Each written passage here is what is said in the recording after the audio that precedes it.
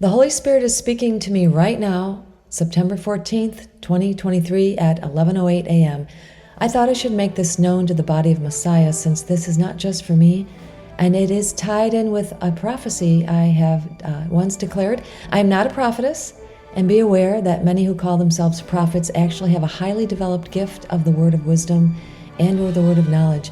I was given insight to many scriptures of finances and wealth, and the Holy Spirit revealed his desires concerning them. I had entitled it The Day of Restitution. Today the Holy Spirit is referencing Matthew chapter 25, verses 1 through 30, and this is what is coming up in my spirit. It may seem prophetic, but it is not. It is simply a revelation of what has already been written. An important truth for followers of Jesus: it matters that we produce for the kingdom using all the good he gives to us for his good. For the kingdom, it matters both for us and to him. Kingdom resources do not operate like the world's systems. It is good to understand the world systems and its finances: interest on savings, investments, building, when to buy, when to sell, loans, debts, commodities, etc. So then, when it comes to the talents and gifting and abilities that are given to people by God, our payback and interest earned for the kingdom is the same, yet different. God expects a return on his investments in us.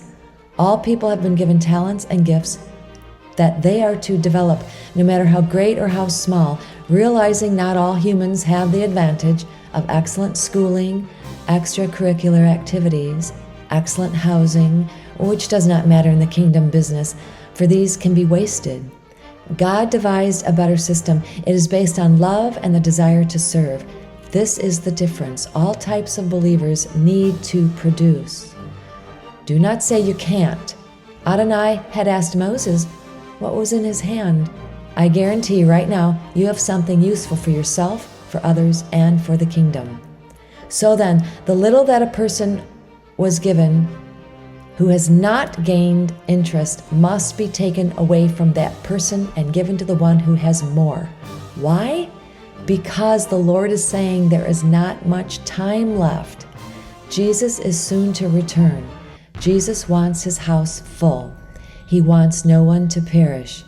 Do not worry yourselves, those of you who have developed all their talents and gifts, yet are not earning money with them, and no one seems to be interested.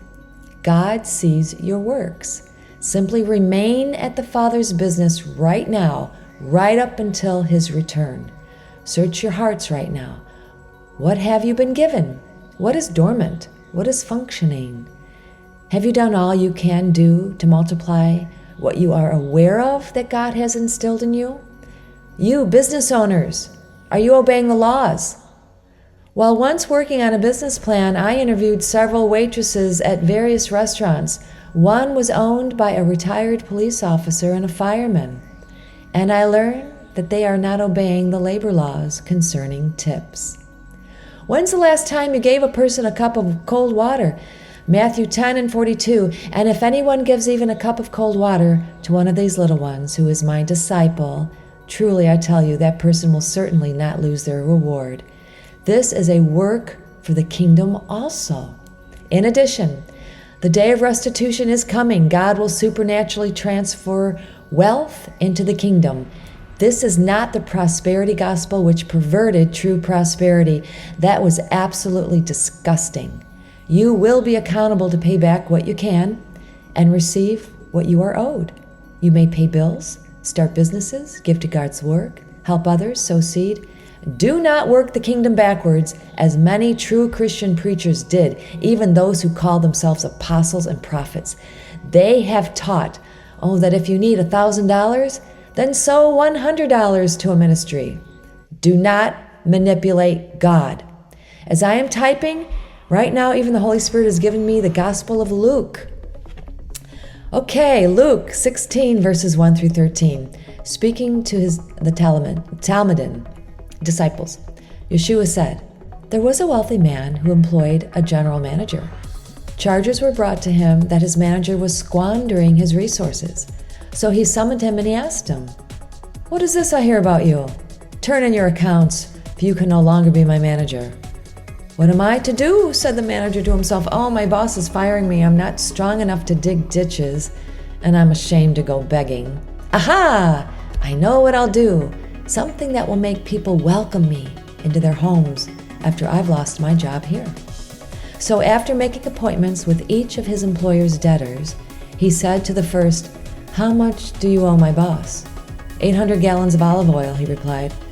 Take your note back, he told them. Now quickly sit down and write one for 400. To the next, he said, "And you, how much do you owe?" 1,000 bushels of wheat, he replied. "Oh, take your note back and write one for 800. And the employer of this dishonest manager applauded him for acting so shrewdly. For the worldly have more shrewdness, gumption, insight, audacity than those who have received the light. Well, and I kind of added my own little adjectives. In dealing with their own kind of people. Now, what I say to you is this: use worldly wealth to make friends for yourselves, so that when it gives out, you may be welcomed into the eternal home. Someone who is trustworthy with a small matter is also trustworthy in large ones, and someone who is dishonest in a small matter is also dishonest in large ones. So if you haven't been trustworthy in handling worldly wealth, who is going to trust you with the real thing?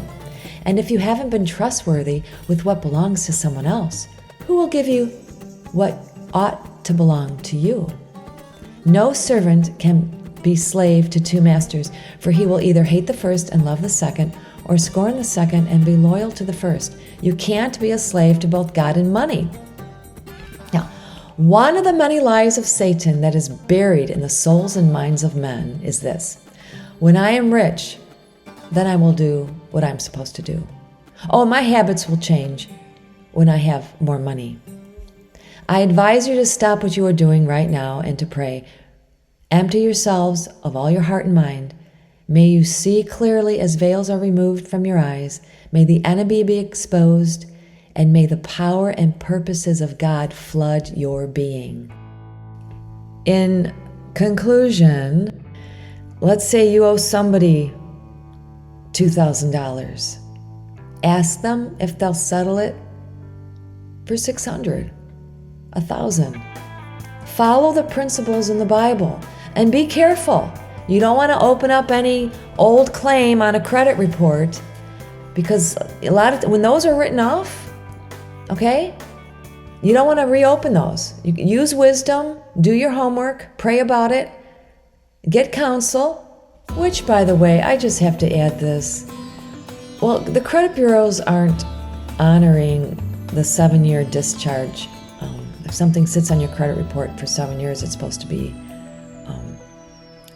deleted. And you know, that principle comes from the Bible. It comes from the first covenant writings. Isn't that amazing? America's great. Let's keep it great, okay? Follow biblical principles.